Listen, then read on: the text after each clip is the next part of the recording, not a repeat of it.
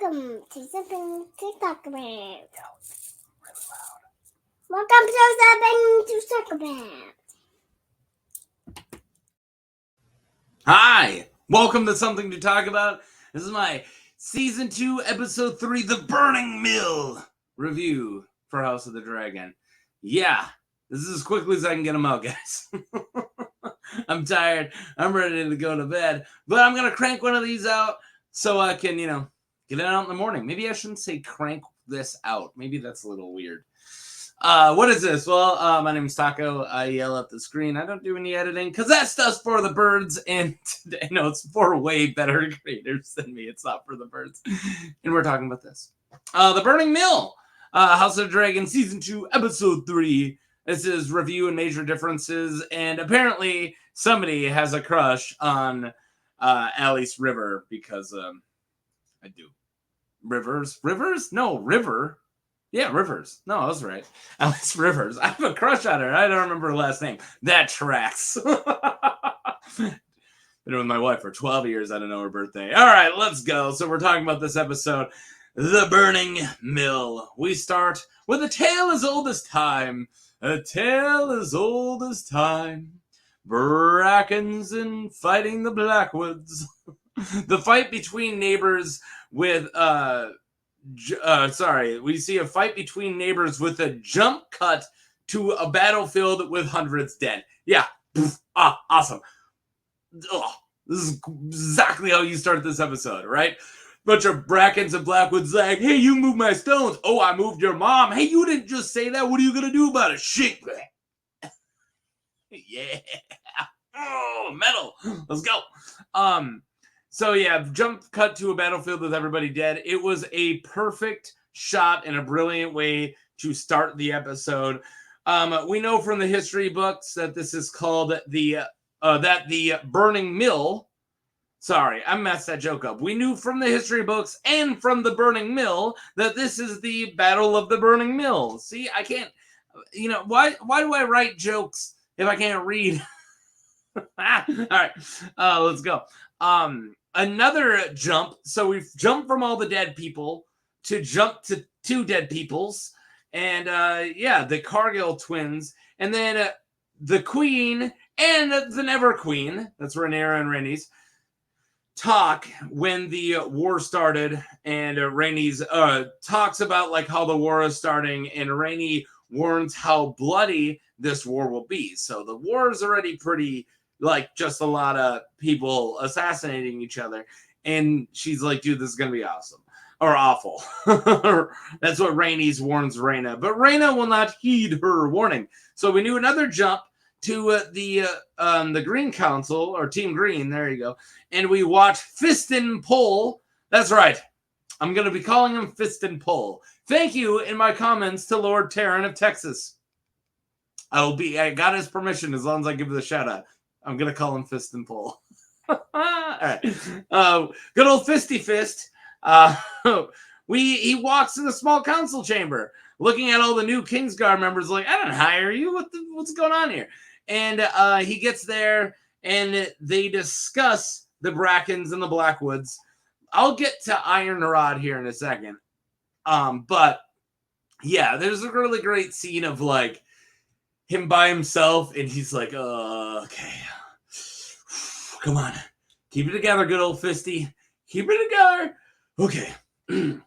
Now the Kingsguard. Hand to the king. Who are you? Wait, what's this? Wait, what? Can I sit at the end of the table? Why can't I sit at the end of the table? Hand of the... Okay. Like, zero respect immediately. Yeah, he's like kind of playing at hand of the king. Talk about jumped. But yeah. He does his best. Now let's get to Iron Rod. So, Iron Rod, Jasper Wild, right, talks about how Grover Tully, so they're like, oh, the Blackwoods and Brackens are fighting. What's House Tully doing? And Jasper's like, oh, old Grover Tully. And he talks about how he is flaccid and other dirty words that I can't say until after I stop recording. And it's funny because it's a nod to what Mushroom says, because Jasper Wilde, aka Ironrod, the Master of Laws, gets his nickname possibly because he was like a stern metal rod of justice, whatever that means. But Mushroom says it's because he has a long and extremely hard member, right? His rod. And he has an amazing line about how, like, he had 7 wives and they all died from exhaustion. It's peak Mushroom. That's all I gotta say, right? Yeah. So I think him bringing up anyone else's hardness is definitely a nod there. So Fisty is taking the army out, and Aegon wants to go with them and bring their dragon, and they discuss how to move their dragons. It's like that Savas game, right? That Tyrion in the books. You guys remember the books? They go, you read them or you listen to them. This is how people read books now. Okay, that's how I read books. But this series is long, man. You think I'm going to read them all multiple times? I got to listen to them. At least 2 people are going, I read them all multiple times. Well, good for you. You're a better person than me. Anyways, you remember when Tyrion is playing Savas against like fake Aegon, and he doesn't know when to get his dragons out. He gets them out too quick, right? They're discussing how to move their dragons out. And Tyrion's like, don't go too quick. And they're like, who are you? I'm a time-traveling fetus. Sup? Simon Strong. Yeah, I named an entire slide after this guy. I love him. I am so happy that the White Worm actually gets onto the Black Council, although we don't really see her talk to the Black Council. And the scene between her and Rhaenyra, so this is Massaria, by the way, it's yet some more great acting from both of them, okay? And they're so good, but... Yeah, they're both just killing it. And we discussed how I talked about it last week too, about how both of them are just killing it. But we talk about how lonely Sea Smoke is. Like, Sea Smoke is lonely. He's looking for friends. he's like, it's like he got abandoned by his odor, and Rhaenyra's like, so how about the weather? We flip to Rhaenyra sending her stepdaughter / cousin, Rhaena. Oh, not Rain. Yeah, Rhaena. There's Rhaena, Rhaenyra, and Rhaenys. So Rhaena is the Bulbasaur, and she evolves into Rhaenys, which is the Ivysaur, and then Rhaenyra is the Venusaur. I only gave them that because of their names. Rhaenys probably should be the Venusaur. She's older. Anyways, where was I? So, yeah, she wants to send her to the Vale with her sons and baby dragons, and then she wants to send the youngest sons, why did I add a D? Sons? To Pentos. So she's like, I want you to take at least 1 dragon or 1 son and you to the Vale, but I also want to get you to get the other 2 kids to go stay with that one dude from Pentos that you guys stayed with when you were kids. And she's like, is that where are you talking about where my mom died? And she's like, are you not over that yet? Get over it. She died a whole season ago. She died happy. She was being burned alive. Jesus Christ. All right. Yeah, so she sets the line, I need you to be the mother that I cannot. So that's extremely important. It is her realizing that she has to finally pick between the mother and the queen. Because this entire season so far, she's not decided between mother and queen, mother, queen. Finkel, Einhorn, right? So, and yeah, so now she's finally deciding. And also, too many princes have already died, right? So, Rogue Daddy Daemon, God, the typos, man. I didn't really proofread, okay? I watched it. I typed it as I watched it. I typed it a little more, went to sleep, woke up, went to work. I'm not complaining. Every single A Song of Ice and Fire YouTuber is doing exactly what I'm describing right now. They're better than me because they take care of their typos. And then I get home from work, take care of the kid, put the kid to sleep, and then I'm like, film. And then I'm like, why did I say Rog Prince? Oh, whatever. Who cares? So the Rog Daddy, Daemon, flies good boy Craxes to Harrenhal. God, I love that dragon. It's true. He wanders the ruins with Dark Sister out like he's ready for a fight. We see a beautiful shot of the Great Hall that we saw in Council 101 in the first episode. Mwah! And it's almost like symbolic because he really wants to be king and stuff. And he sees the Great Hall and he's like, man, I wasn't even part of that vote. Yeah, you suck. Also, you had an older brother. You like get with it.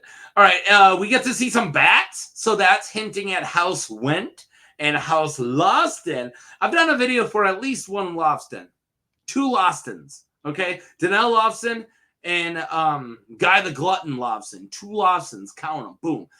So go check those out if you want to learn more about House Lofston. I also done a video for Went, Oswald Went. So go check that out if you want to find out who in the North he later becomes. There's all these dumb theories. But yeah, so bat-themed heraldry, right? Lofston, one big bat, and then Went a bunch of little bats, And I think so that would be the Wents that flew out because it was a bunch of little bats. It wasn't a huge bat like Danelle Lofston rode. Watch that video. If you guys don't know about Danelle Lofston. All right. Okay, let's go. So a nod to they're from Harrenhal, if I didn't say that. We also get to see some Weirwood roots.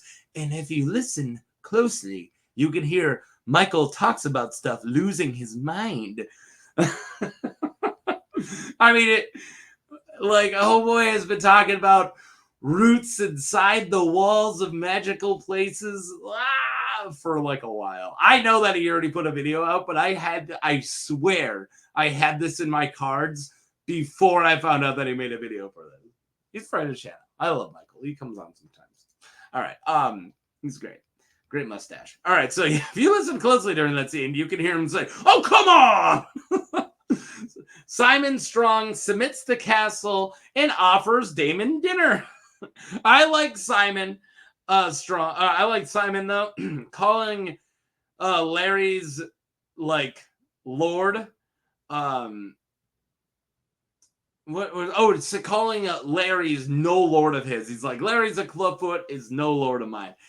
He's a cool cat. I just like the cut of his jib. He keeps calling Damie a prince. He's like, whatever you say there, my lord. And he's like, goes, your grace, but your grace consort. I don't want to call you grace. Go and get your own crown. Stop trying to steal your white niece's crown. Simon is great this whole scene, and they discuss building an army and what a throne is. God, no. Who loved Simon Strong? Okay. I can't be the only one. All right. Let's talk about his new haircut. Cheese for crows. In King's Landing, you meet Gwen. And Gwen Hightower again. You saw him in the first season, right? And he gets beat up by Daemon. And Christy's new haircut. Gawain calls him poor or something. And Crispy knows he has the upper hand because he bangs his sister. He's like, are you a poor donishman? He's like, yeah. You don't want to know what your sister calls me. What was that? Nothing. But I hear his sister's going out with squeak. No one's going to get that reference. All right. The army departs with a shot. So the army is leaving, and we get to see a shot of a crow feasting on cheese. A feast for crows is perfect symbolism because if you guys don't know, a feast for crows is symbolic of how everyone dies at the end of a battlefield, and there's no winners in these giant wars except for the crows who get to pick apart. And that's why in the book Feast for Crows, you get to meet the characters who are the crows picking apart the corpse of Westeros, like your Shagwells and your Euron Greyjoys, right? Like these nasty, Roarge Biter, these nasty, disgusting people in Lovecraftian villains who are picking apart the corpses afterwards of the wars, right? And we get to see that as an omen as the army's leaving. A crow's like, see you guys soon. Gruyere, yummy. What kind of cheese is that? Rat catcher. Is that good? Yeah, it's French. It's aged. It's fantastic. Little crystals on the side and stuff. All right. Enough. Let's talk about cheese. So yeah, perfect symbolism. Elford Broom. Brune? Isn't it Brune? What did I say? Broom. Is it Broom or Brune? I thought it was Brune. Maybe it's Broom. Really wants to send the dragons, and Rhaenyra says that they cannot. He's like, no. And literally this whole thing is like, so if we ever used our dragons, he also gave her guff like last season or last episode. I hope that's the dude's name. It's hard to tell. All these old white guys look alike, right? Rhaenys after gives this dude the best mean mug, right? Like he's like, why do we send the dragons? Do you even know what you're doing? And Rhaenys is like, and he's like, geez, okay. It's like, I got a dragon. I know. So yeah, Rhaenys is awesome. The old men, all of them, all the old men hint at sending her away. It's like, it'd be a lot easier if you just weren't here. And she's like, yeah, she ain't having that crap. So she hints at executing him for treason. Oh yeah, sorry. Never mind. Hey, why don't you just get out of here and let the men handle it? Oh, you mean while I'm killing you for treason? Never mind. I mean, I like you. Elver doesn't like you. Hey. All right. So these flirty scenes, the next scene is a scene between Rhaenys and Corlys, and they're all adorable, and they're talking who the new heir is. And aren't these guys, like, we get a lot of really cute scenes between them this season. Like, they're shipping the people who've been married for 20 years, but or 30 probably, but they're shipping them hard.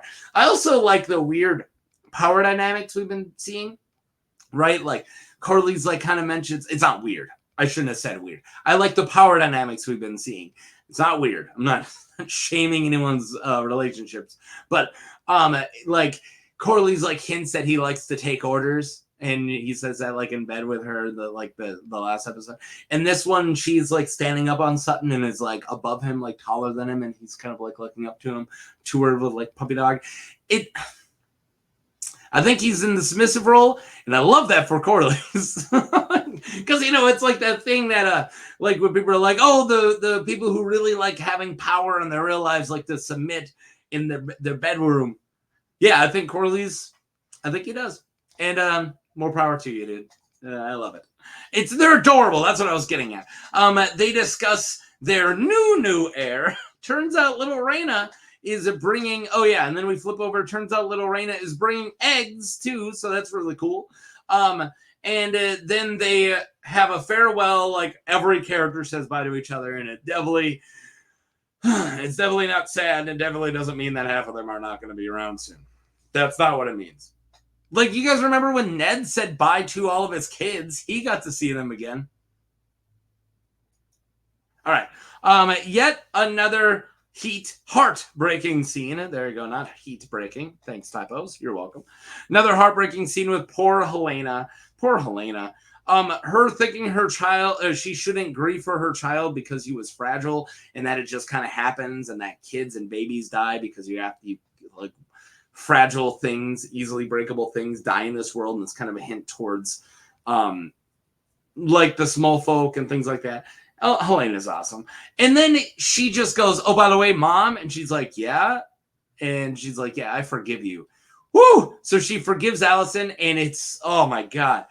Can we just give, it's not Oscars, whatever they get around here, Emmys? Can we just give an Emmy to her? Oh my God, Helena's so good. The performances this season are off the chain. Larry's is still being a rat and getting into Aegon's ears, but here we go. Larry's gets named as Master of Whispers. Boom. Oh, and we got all the new Kingsguards are F-boys. Yeah.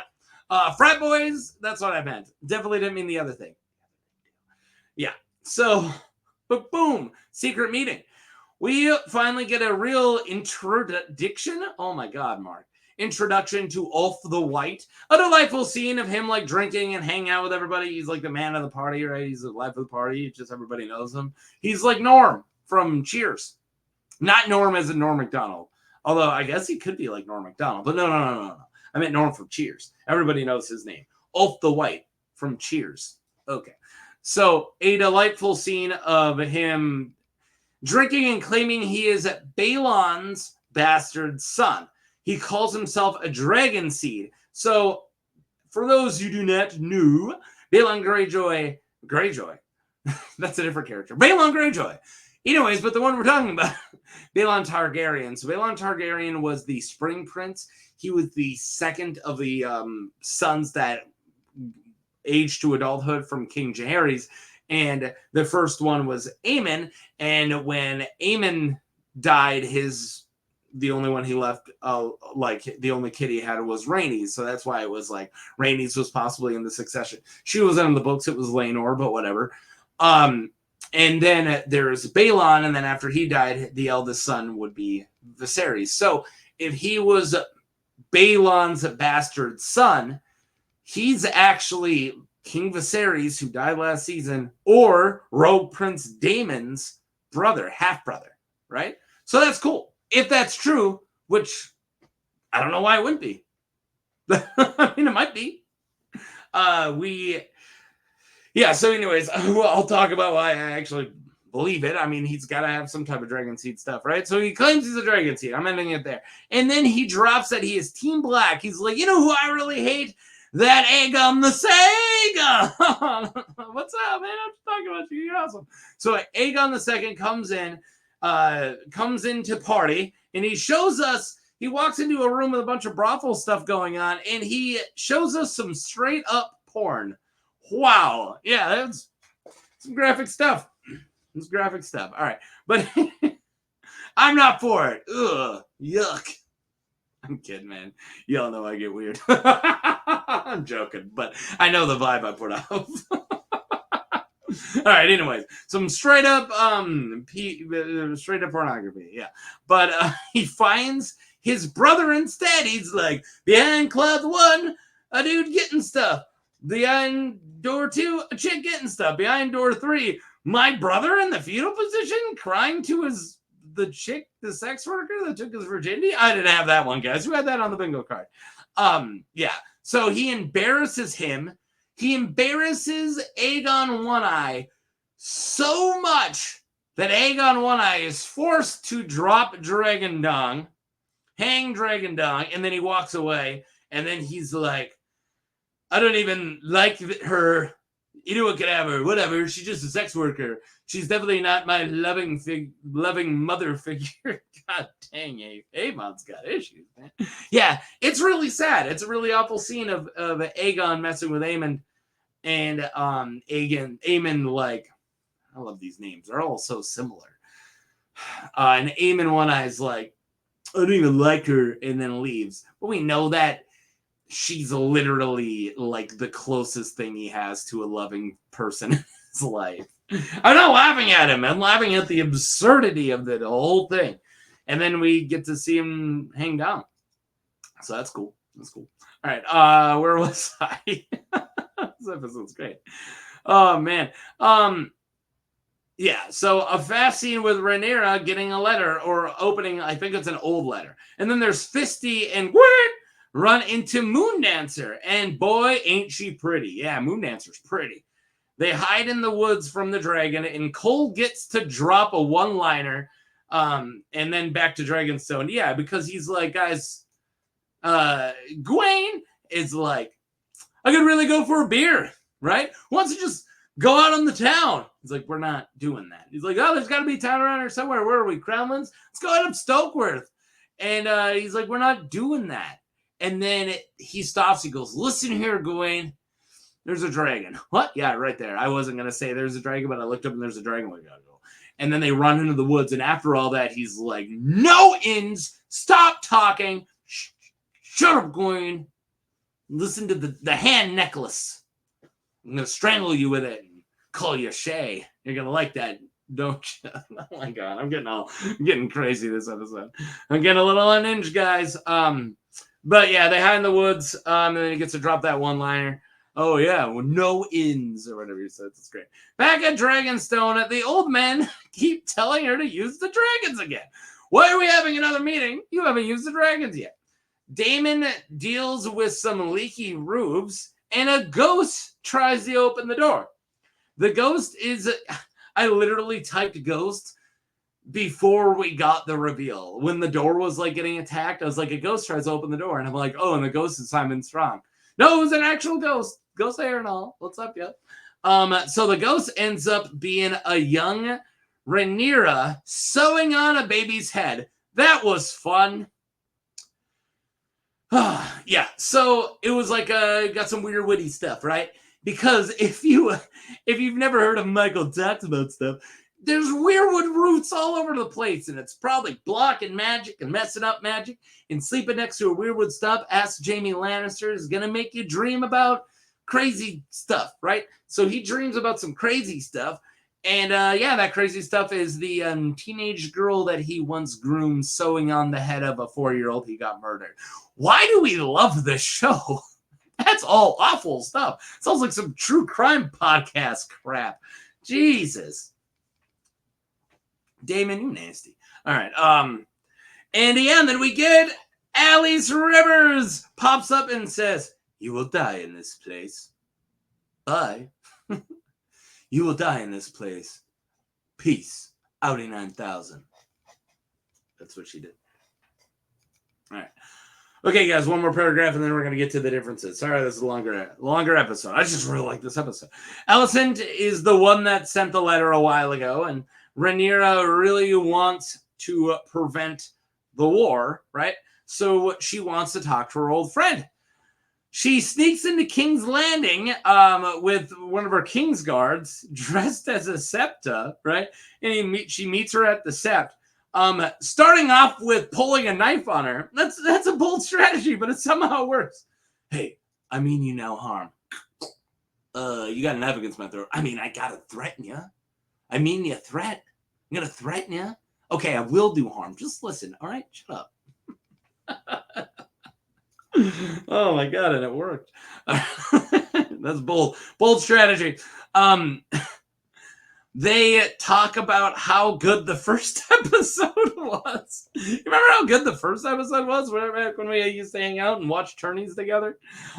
She asked for peace, and they bicker over faults. "Well, you started. No, you started. No, your dad started. Your mom started." They argue over that stuff, right? And Olivia Coke and Emma Darcy are amazing in this scene. Olivia Cook, especially. Emma Darcy's usually just always amazing. And don't get me wrong, Olivia Cook does really well, but man, this scene. Whew. Come on, we can recognize how good the performances are. They were amazing last season too, but can we get a little bit of those Emmys? Maybe. Emmys, by the way. Okay. So they're really good. Alicent tells Rhaenyra about the name of the book. She's like, "What did my father say before he died, Alicent?" And she's like, "He was talking about this really great book series, like A Song of Ice and Fire or something." And Rhaenyra begs Alicent to, please stop. It's all bull crap, everybody. And she's like, "No, it's too late." And then she leaves. Alone, she looks at the flame. "Talking is over. Now it's time for fire! Fire, fire, fire!" No, that's not the fire song you want? What about "I'm the fire starter"? That's it. There's a needle drop to Prodigy's fire starter. I would have cheered out loud if she was just looking into it and then all of a sudden, "I'm the fire starter." Yeah, that would have been amazing. All right, anyways, so that's what ends, and there's like a bunch of symbolism because it like shows the wheel and it's burning, and it's the burning of the meal, right? Like how the episode started showing us a big burning meal, and there's a burning fire, and she's looking at the fire, and it's fire and blood, and there's gonna be fire because of dragons. You guys get it all. It's awesome. All right, differences. Emails. Aegon's new Valyrian steel armor is new. The only suit we see in the books is of Euron's, and we see it in the Forsaken sample chapter. So as far as we know, Aegon the First, so Aegon the Conqueror, never had one. Therefore, Aegon the Second never got to wear it. So yeah, no Valyrian steel armor. Yep, that's the first difference. I'm not covering all of them because there's of course a lot of differences here, but yeah, the ones I like to grab at least one or two important ones, and then I just grab one or two small ones because it's fun. It's just fun. Be like, there ain't no armor like that. Shoot. All right. Larys gets named a Master of Whispers. So this was actually during Viserys' time in the book. He was Master of Whispers before Viserys dies, and he's at that small council meeting where Lyman Beesbury gets defenestrated, possibly, or just gets balls smashed into his face until he dies. I don't know, man. That's what happened. Don't look at me weird. So Aegon, making the comment that Aegon makes about Viserys never wanted one is kind of funny, right? He's like, Viserys never wanted a Master of Whispers, but I need one.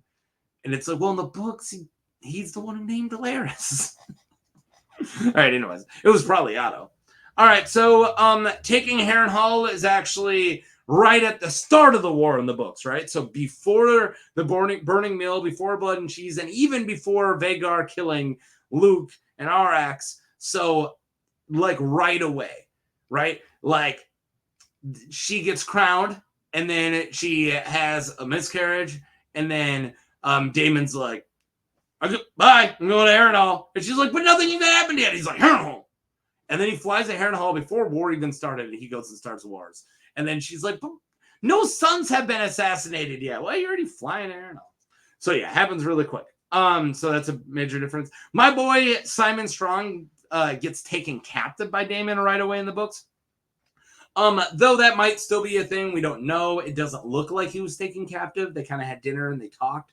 But if we walk by him being locked up next episode, don't hold him against me. I don't know. I haven't seen next episode yet. I can't see the future. You guys can. You're in the future. That's how time works. It's pretty interesting, isn't it? All right. Time. The biggest, of course, is the Queen meeting Queen and the discussion of the prince that was promised. None of that happened, right? Queen Rhaenyra never snuck into the Sept to hang out with Alicent. None of that. The major ones here are Alicent thinking that Viserys named Aegon. So in the book, she never needed that validation. Okay, she was right with everybody. Both book Rhaenyra and both book Alicent are way more vicious. Okay, Rhaenyra's a lot more fire and blood, a lot more violence. Like by this time in the book, she already fed like half of Corlys Velaryon's family to her dragon, right? Like she's a little more vicious. And Alicent is just power hungry. She's not accidentally. She's not doing it. She's not really that sympathetic. Okay.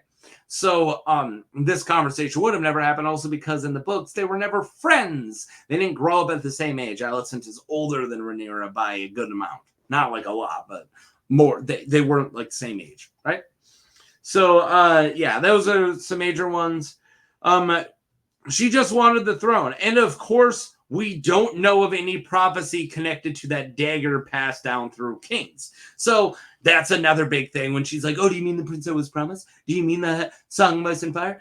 And it's like, how do you know about that stuff? Because as far as we know from the lore book, they don't know that. But, of course, why would the maesters know if it only is passed on from heirs? It's just not in the book, but is it extremely probable that that's happening in the main timeline? Yeah. I mean, kind of. I mean, the passing down kings, it's been discussed, but it would be a little weird. Where it's like, oh no, Maegor killed himself without any of us around, and he doesn't get to talk to his successor. But he left a note about a dagger. Jaehaerys, read this.